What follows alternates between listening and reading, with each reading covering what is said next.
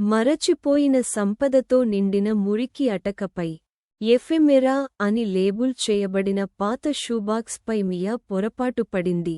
లోపల ఆమె చాలా కాలం క్రితం జరిగిన సంగీత కచేరీల టిక్కెట్లు, క్షీణించిన జ్ఞాపకాలతో అలంకరించబడిన పోస్ట్ కార్డులు మరియు చిరిగిన రిబ్బన్తో ముడిపడి ఉన్న నలిగిన ప్రేమ లేఖలను కనుగొంది.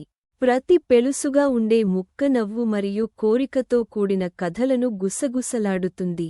సిరాలో బంధించబడిన మొదటి ప్రేమలు మరియు హృదయ వేదనల థ్రిల్. ఆసక్తితో ఆమె తన అమ్మమ్మ జీవితాన్ని ఈ అవశేషాల ద్వారా కలపడం ప్రారంభించింది. సందడిగా ఉండే నగరాలు మరియు నిశ్శబ్ద ఉద్యానవనాలలో ఆమె చేసిన సాహసాలు.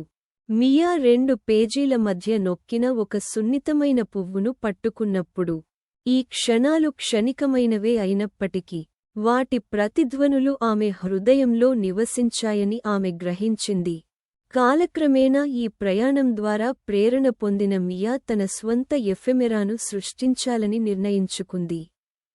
ప్రతిరోజు మరొకరి ద్వారా కనుగొనబడటానికి వేచి ఉన్న ప్రతిష్టాత్మకమైన కళాఖండాల వలె ప్రతిరోజు చరితార్థం చేయబడే ఒక పత్రికను ప్రారంభించింది.